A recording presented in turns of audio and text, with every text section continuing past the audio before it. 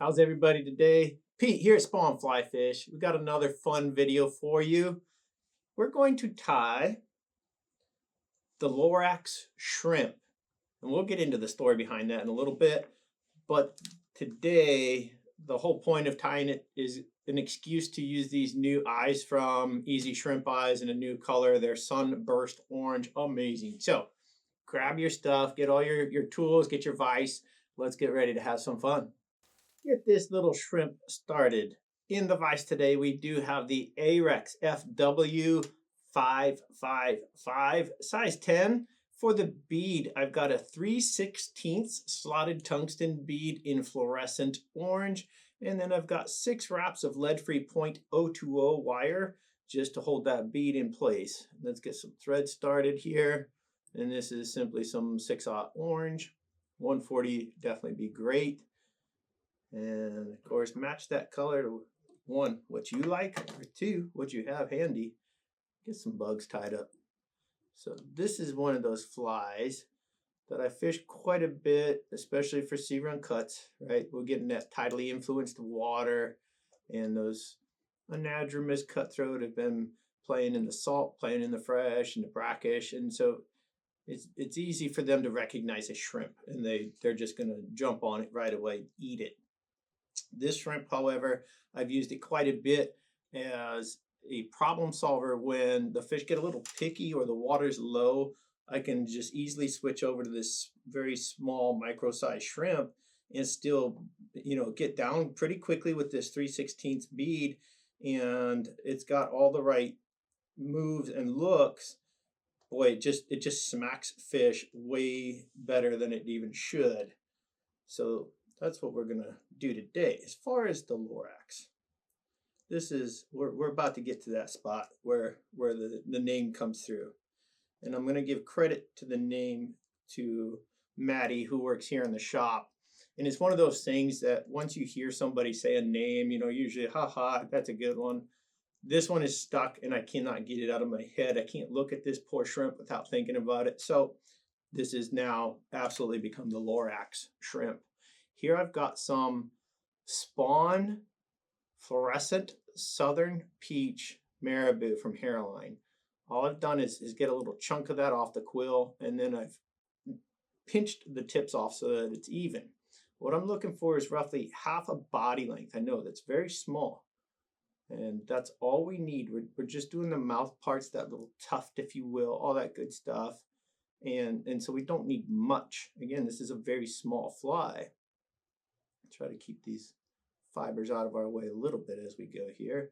And if you noticed, we did give ourselves a little indicator of where we want to end these mouth parts right there. And so simply using your thread wraps for that underbody, if you will, it gives you a little mark of where to end that. And then I'm going to cut so that when I finish wrapping down the butt sections of these little marabou feather here, all that's going to meet up on the back side of that weighted wire. And now we have a fairly even underbody going on already. Just pluck out any of those little fibers that don't want to play nicely. This is a really simple fly, so we're going to be able to get through this quickly. Here we have the new Easy Shrimp. Well, new to Spawn anyway. This is one of 2 new colors. The other one is the beautiful beige color or tan. This, however, is the super fluorescent Sunburst orange. And as compared to the other fluorescent orange, this one is transparent. The other one is solid. And so I really like the idea of these being a little bit more realistic. But again, orange, right? We stress this a lot. We use a lot of peach and a lot of orange for these searun cutthroats. And again, it just lines up that there's more orange on this than you would even believe, which again kind of goes with that Lorax name. So hate to say it, folks, Maddie nailed it on this one. It is the perfect name for this bug, and so that's it. What can you do? You can't fight it. It is what it is. Pretty simple so far. Let's just give a look here. And once this is wetted down, if you will, whole different look. All right, let's get into some bucktail real quickly. As far as the color bucktail, like this one is kind of a peachish color that I did myself. It's a custom dye. However, as far as what can you use at home, if you're using the brown side, it's not going to be as crucial, and that's what I mean. I'm going in that dark top area. I'm not using the full color here on the underside. These are all the fibers that usually don't get much play. So as far as like what color could you sub in, orange would work. Pastel orange would be perfect. Anything like that, even into your tans and root beers would work just fine. I just want a little bit of the antennae here going past the mouth parts and eyes. So nothing crazy. It's not gonna be a lot of material, just a little bit. And again, keeping into that mentality of having something that's a little smaller. You know, it's the same as when you're fishing for brown trout or rainbow trout and they get picky, or they've seen a few people already earlier in the day. They might get a little tight-lipped. They don't necessarily want to eat all the normal stuff you would throw. They get a little leery. Well, it's the same thing with these cutthroat, and you just kind of go down in size a little bit. Maybe, you know, if this stops working, I'll tie it in some more tannish colors even, and then I've got not only the smaller size but also a little less bright color going on too. And sometimes that's all it takes. I'm just going to finish tying down that bucktail there. Make sure we keep that on top as much as possible. We will get this fly wet if you guys remind me at the end, and then you'll see everything kind of slicks down and falls into place. Those eyes will pop off of there. They won't sit in that marabou. They'll sit on the outside. Now we just need a little rib here. So I've got some ultra wire in size Brassie, and this is the color copper brown. I'm just going to tie that in on one side here, like so. Again, very simple fly. You can really crank a bunch of these out in a hurry, and that's a good thing. This part's a little different. This is Flash-n-Slinky fibers, and you know, maybe 15, 17, somewhere in there, but I only put one piece of the flash in there. You make this your flavor. If you want a little more flash, use 2, even 3, you know, go crazy. I don't want a lot of flash in this specific one, just a hint. And so what happens when you use this Flash-n-Slinky in this manner is it gives a very shiny or high sheen sort of body effect. And then you come in with that rib and it really stands out. Well, now we've got a naturally segmented body that really is going to trick the fish. And that's what we're trying to do here. Here we are. I'm simply going to maintain tension here on all these fibers, and I will start to wrap. Now with this, they are definitely overlapping as we wrap, so keep that in mind. It's okay. We're creating this sheen or shine on this outer body here, and I don't know about you guys, but if I were a fish, I'd be all over that. I'm a big fan. I can tell you the fish are too. Simply trim out all those Flash-n-Slinky fibers, and now we can come in with our rib. Let's go ahead and counter rib for the most strength here, and we're just going to go the opposite direction of what we wrapped our fibers in. And just take your time.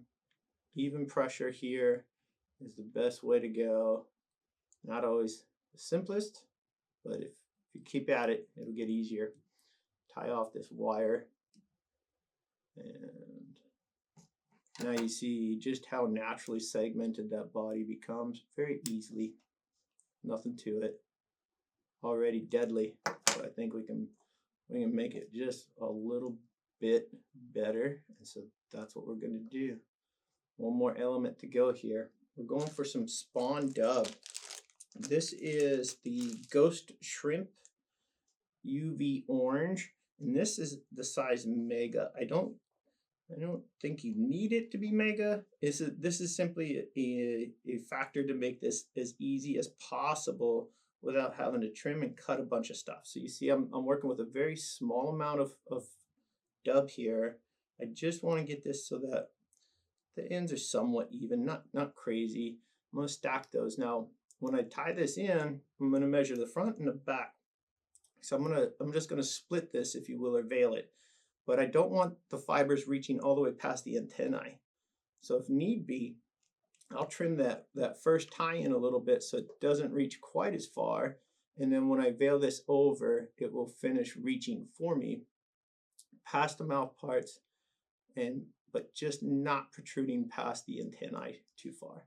And the key to getting a good veil here is the thread wrap that is against the bead is the important one.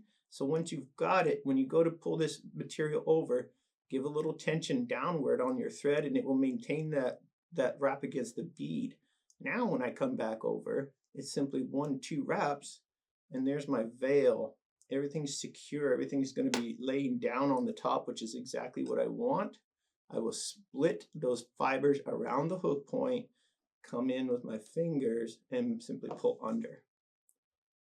At this point now everything's out of my way.